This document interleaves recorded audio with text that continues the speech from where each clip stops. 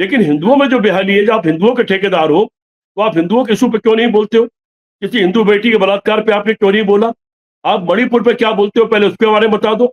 मणिपुर की बहनों के लेकिन साथ जो हुआ बड़ी उस पर बात आप ये क्यों नहीं है, बोले, वहां क्यों नहीं एक गए? तरफ मोहन और भागवत ही नहीं कह रहे विनीता, कि एक मिनट विनीता, एक मिनट विनीता, मणिपुर में जो कुछ हुआ, क्या आरएसएस का उसमें कोई रोल है? मैं जानना चाहता हूं।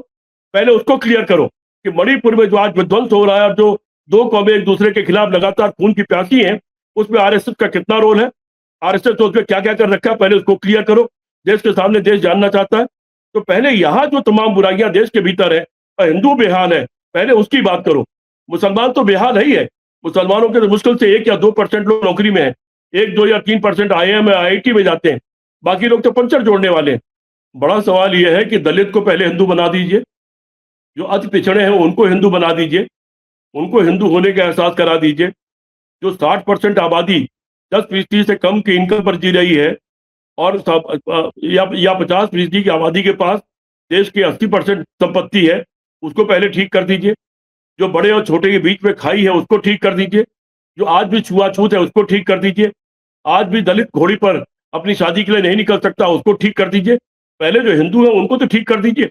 पहले हिंदुओं के बीच में जो विभाजन उसको ठीक कर दीजिए। पूरे देश में तमाम वाइस चांसलर, IAS, PCS, उनके आंकड़े निकलते रहते हैं, उसमें कितने बैकवर्ड हैं, कितने दलित हैं। अभी भी जो सिलेक्शन होते हैं, उस सिलेक्शन में नॉट सुटेबल करके आप पिछड़े का हक खा जाते हैं, दलित का हक खा जाते हैं। उसके द्वारा कराया जा सकता है। तो जात का विभाजन तो ये खुद ही कर रहे हैं। इसीलिए मैं कह रहा हूं कि दो मुंह के लोग अच्छे नहीं होते। जो भी दो मुहा होता है, उस शब्द का मैं उसको व्यापक उसका नाम में नहीं जाऊंगा, लेकिन वो अच्छा नहीं माना जाता है। और ये लोग दो मुंह वाले लोग हैं, जिनकी बात को भरोसा नहीं किया जा सकता। जी विनीता। सर यहाँ पर घर वापसी वाली बातें जो थी, धर्म बदलने की बात को लेकर के बहुत बवाल हुआ करता था एक वक्त में।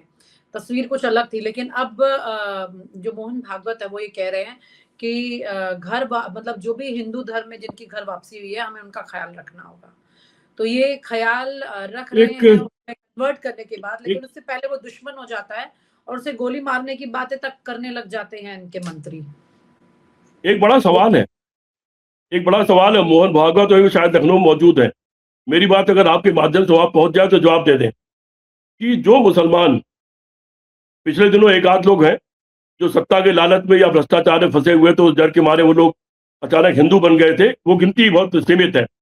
मेरा एक सवाल है कि जो मुसलमान हिंदू बनेगा, वो ब्राह्मण बनेगा, क्षत्रिय बनेगा, कायस्थ बनेगा, बनिया बनेगा, नहीं सर, लेकिन यादव वो ये कह बनेगा, रहे हैं कुर्मी जाति बनेगा? महत्वपूर्ण नहीं है। वो ये कह रहे हैं जाति जरूरी नहीं है, हम सब हिंदू हैं, बस ये इम्पोर्टेंट है, ये बोल रहे हैं। जाति जाति जरूरी नहीं है, तो किसी दलित को संघ चालक बना दे। मोहन भागवत 75 साल के हो गए, हट जाए और किसी दलित को या अपना संघ चालक बना दे, बना के दिखा दे, तो हम मान लेंगे जाति जरूरी नहीं है। आखिर सब चितपावन ब्राह्मण ही क्यों है? चितपावन ब्राह्मणों का ही राज क्यों होना चाहिए? भारतीय जनता पार्टी में अगर प्रधानमंत्री बदलने की बात हो रही है, तो चितपावन ब्राह्मण की ही बात क्यों हो रही है कि अगला प्रधानमंत्री कोई चितपावन ब्राह्मण होगा? और आखिर उसी पर काम क्यों कर रहे हैं? और जातिवाद तो ये खुद फैलाए हुए हैं। आखिर अभी भी ये जो UGC का मामला लाए हैं, ये भी तो एक जातिवाद को बढ़ावा देने और जातिगत लोगों में झगड़ा कराने का साधन है। अच्छा भला सब कुछ चल रहा था, सब शांति से चल रहा था, सब लोग मिलजुल के रह रहे थे। ऐसी चीजों की जरूरत क्या थी? अगर कोई चीज गलत है तो उसको कानून, जो एग्जिस्टिंग कानून है उसी के द्वारा हैंडल किया जा सकता है, उसके द्वारा कराया जा सकता है। तो जात का विभाजन तो ये खुद ही कर रहे हैं। इसीलिए मैं कह रहा हूं कि दो मुंह के लोग अच्छे नहीं होते। जो भी दो मुहा होता है, उस शब्द का मैं उसको व्यापक उसका नाम में नहीं जाऊंगा, लेकिन वो अच्छा नहीं माना जाता है। और ये लोग दो मुंह वाले लोग हैं, जिनकी बात को भरोसा नहीं किया जा सकता। जी विनीता। सर जो बात आप कह रहे हैं ये अपने आप में एक बड़ी अलग तरह की एक ऐसी चर्चा है जिसमें कई सवाल उठ रहे हैं, क्योंकि मोहन भागवत जो कह रहे हैं उन्होंने बिल्कुल तस्वीर बदल के यहाँ पूरे इस मामले की रख दी है। ऐसा लग रहा है अचानक लोग कंफ्यूज हो रहे होंगे कि मामला क्या है। खैर, यहाँ पर एक बड़ी तस्वीर सर ये देखने को भी मिल रही है कि योगी आदित्यनाथ से इनकी मुलाकात हुई मोहन भागवत की आधा घंटा, और उस दौरान में अब लखनऊ के अपने प्रवास के दौरान में वो ये बातें कह रहे हैं कि जितने भी मुसलमान जो भारत के रहने वाले हैं पुराने, वो सब पहले हिंदू थे, अब वो सब हिंदू बन जाएं तो ठीक हो जाएगा। मेरा सवाल ये है सर इसमें कि ये किस लिए, क्योंकि 24 में चुनाव में आपको एक अच्छी हार यूपी में देखनी पड़ी। अब आप क्या यूपी के मुसलमान को इतना त्रस्त करके, इतना परेशान करके, इतना टॉर्चर करने के बाद उसको हिंदू बना करके उसे गले लगा लेंगे? आप क्या करना क्या नहीं, चाह रहे हैं? क्या ये वोट बैंक है? क्या मामला है सर ये? नहीं विनीता, बड़ा सवाल यह है कि दलित को पहले हिंदू बना दीजिए, जो अति पिछड़े हैं उनको हिंदू बना दीजिए, उनको हिंदू होने का एहसास करा दीजिए। जो 60% आबादी 10% से कम की इनकम पर जी रही है, और या 50% की आबादी के पास देश की 80% संपत्ति है, उसको पहले ठीक कर दीजिए। जो बड़े और छोटे के बीच में खाई है उसको ठीक कर दीजिए। जो आज भी छुआछूत है उसको ठीक कर दीजिए। आज भी दलित घोड़ी पर अपनी शादी के लिए नहीं निकल सकता, उसको ठीक कर दीजिए। पहले जो हिंदू है उनको तो ठीक कर दीजिए, पहले हिंदुओं के बीच में जो विभाजन उसको ठीक कर दीजिए। पूरे देश में तमाम वाइस चांसलर, आईएएस, पीसीएस, उनके आंकड़े निकलते रहते हैं, उसमें कितने बैकवर्ड हैं, कितने दलित हैं। अभी भी जो सिलेक्शन होते हैं उस सिलेक्शन में नॉट सुटेबल करके आप पिछड़े का हक खा जाते हैं, दलित का हक खा जाते हैं, और उसकी जगह बड़ी जातियों के लोगों को भर देते हैं जो आरएसएस से जुड़े हुए होते हैं। पहले उसको ठीक कर दीजिए। पहले हिंदुओं के बीच में जो ऊंच नीच की इतनी खाई है, जो बेकारी है, बेरोजगारी है, जो अशिक्षा है, बिना शिक्षा के लोग रह जा रहे हैं, बच्चे जो भूख से मर जा रहे हैं, उसको ठीक कर दीजिए। जो तमाम और बेहाली में रह रहे हैं, जो महंगाई को झेल रहे हैं, पहले उसके बारे में बात कर लीजिए। पहले अभी भी मंदिर में कोई दलित अगर है, वो चाहे राजनीति क्यों ना हो, उसका प्रवेश नहीं हो सकता, उसको पहले ठीक कर दीजिए। तो पहले जो तमाम देश ने हिंदुओं के बीच जो चुनौतियां हैं, जो हिंदुओं के भीतर चुनौतियां हैं, इतने साल की आजादी के बाद भी, उसके बारे में बात करिए ना। हिंदू मुसलमान की बात तो बाद में हो जाएगी। मुसलमान तो बेहाल है, वो तो आयोग ने पहले ही बता दिया है कि जो गरीबी देश में है उसमें बहुत बड़ी तादाद मुसलमानों की है। जो जो मिनिमम जो वेजेस का जो दर है उससे नीचे कमाने धमाने वालों की जो तादाद है वो सबसे अधिक मुसलमानों की है। ये तो ऑलरेडी ये सब चीजें सामने आ चुकी हैं। लेकिन हिंदुओं में जो बेहाली है, जब आप हिंदुओं के ठेकेदार हो तो आप हिंदुओं के इशू पे क्यों नहीं बोलते हो? किसी हिंदू बेटी के बलात्कार पे आपने क्यों नहीं बोला? आप मणिपुर पे क्या बोलते हो, पहले उसके बारे में बता दो। मणिपुर की बहनों के लेकिन साथ जो हुआ बड़ी उस पर बात आप क्यों ये नहीं है, बोले, वहां क्यों नहीं एक गए? तरफ मोहन और भागवत ही नहीं कह रहे विनीता, थे एक एक मिनट विनीता, एक मिनट विनीता, मणिपुर में जो कुछ हुआ, क्या आरएसएस का उसमें कोई रोल है? मैं जानना चाहता हूं। पहले उसको क्लियर करो कि मणिपुर में जो आज विध्वंस हो रहा है, जो दो कौमें एक दूसरे के खिलाफ लगातार खून की प्यासी हैं, उसमें आरएसएस का कितना रोल है?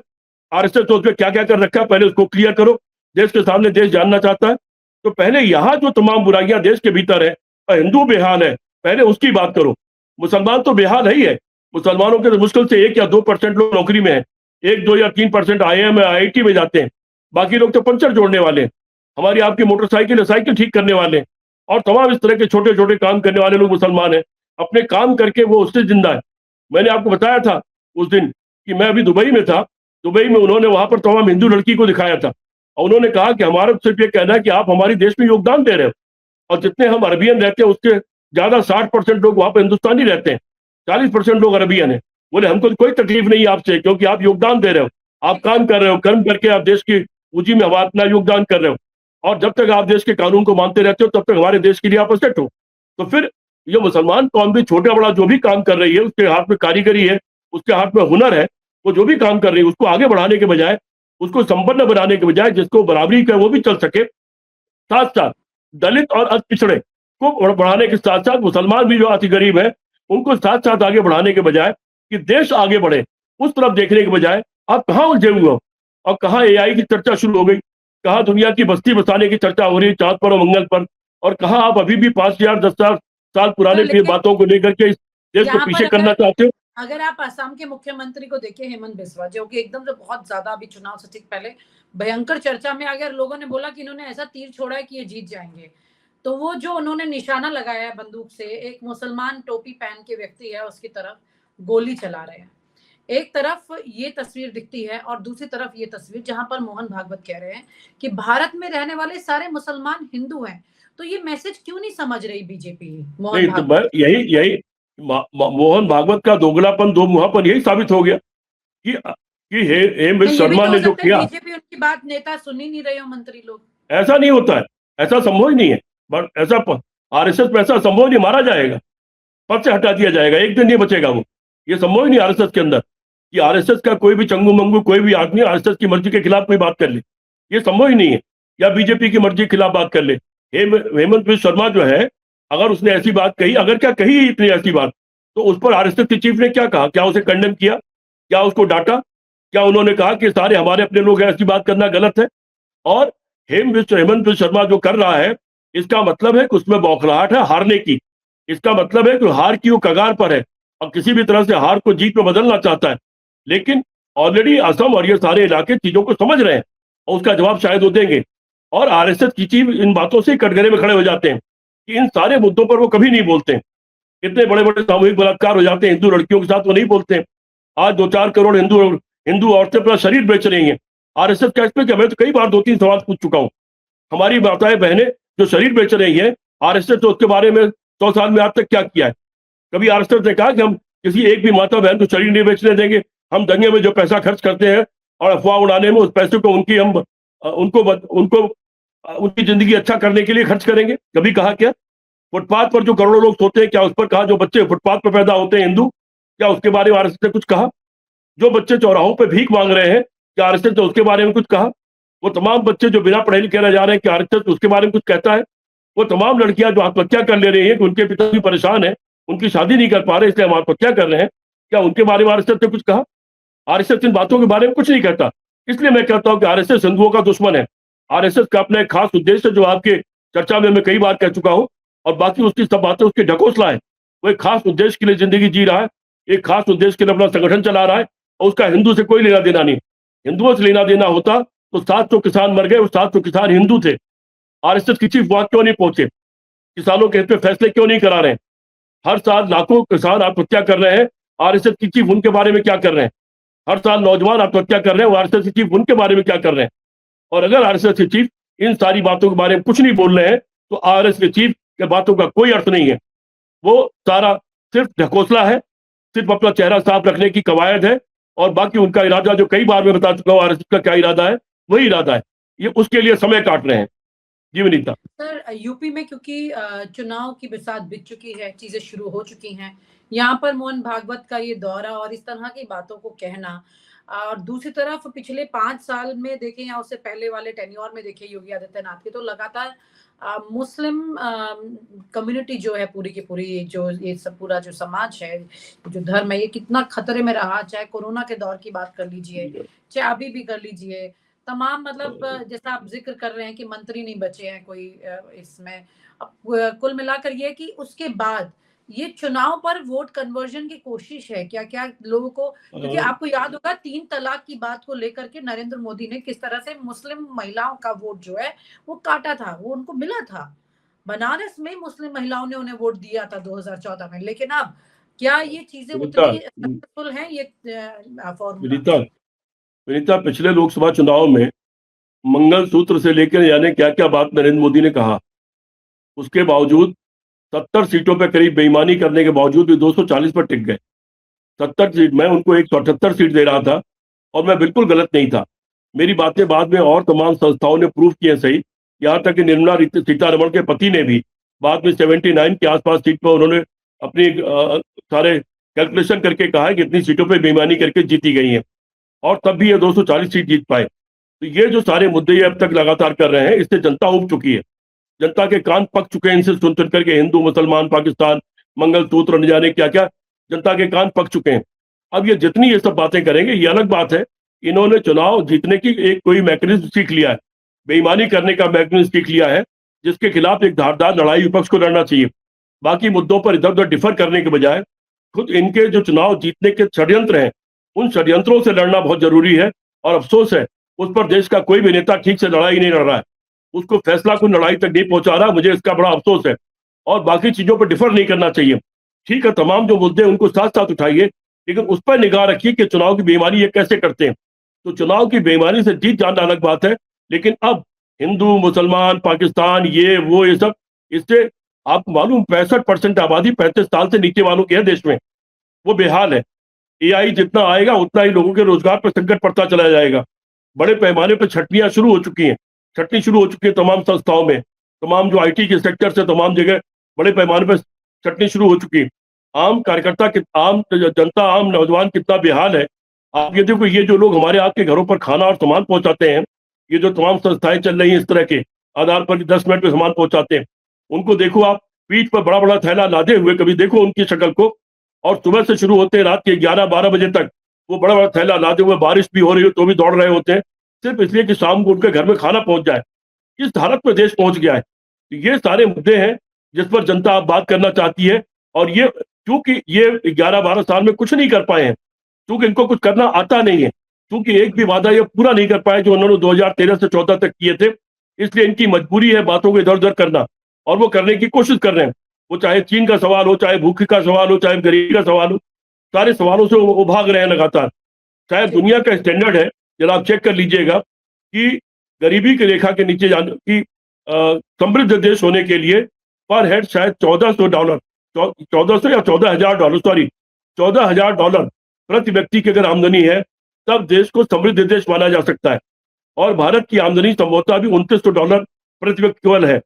$2900 से उस $2900 में फिर वो संख्या देखिए जो 60-70% लोग, इसमें से केवल 10% डॉलर कमाते हैं या 15%, बाकी सारा इसके ऊपर के लोगों को जाता है। तो अगर उस कैलकुलेशन के हिसाब से देखिए तो देश कहाँ खड़ा है, जहाँ 80% के लोगों की परचेसिंग कैपेसिटी नहीं है, सिर्फ 10-15% के लोगों को बूथे पर कारें बिक रही हैं, सिनेमा हॉल भरे हुए हैं और रेस्टोरेंट भरे हुए, हवाई जहाज चल रहे हैं। तो उनके तो देश कहाँ पर खड़ा है, चर्चाएं उसकी है इस वक्त। और उस दिशा में आप क्या कर रहे हो, इंडस्ट्रियलाइजेशन की दिशा में क्या कर रहे हो आप? ब्लू कॉलर, ये जो व्हाइट कॉलर जॉब है, ये जब खत्म होगा तो ब्लू कॉलर जॉब ही उसको बचा सकता है। और उस इंडस्ट्रियलाइजेशन की जगह 12 साल में आपने क्या किया, कितनी इंडस्ट्री लगाई है और कितनी इंडस्ट्री लगाने का मार्ग आप प्रशस्त किया है, ये सब बड़ी चर्चा है अमरीका का। मैं जानबूझ करके आपके दर्शकों के सामने ये मुद्दे छेड़ दे रहा हूं, क्योंकि हिंदू मुसलमान को अगर भारी हम रखेंगे तो जनता उसी में भटकी रहेगी। मैं वो सारे मुद्दे जनता के सामने रख दे रहा हूं जिन मुद्दों पर चर्चा होनी चाहिए, और गिरबान पकड़ करके सारी भाजपा और आरएसएस के लोगों से इन मुद्दों पर सवाल पूछा जाना चाहिए, अहिंसा के साथ, गांधीवादी रास्ते के साथ ये सवाल पूछा जाना चाहिए। और आप हमसे जुड़े रहने के लिए सब्सक्राइब करें YouTube पर, फॉलो करें Twitter पर और लाइक करें Facebook पर। और ज्यादा जानकारी के लिए आपको टाइप करना होगा सिर्फ न्यूज नशा।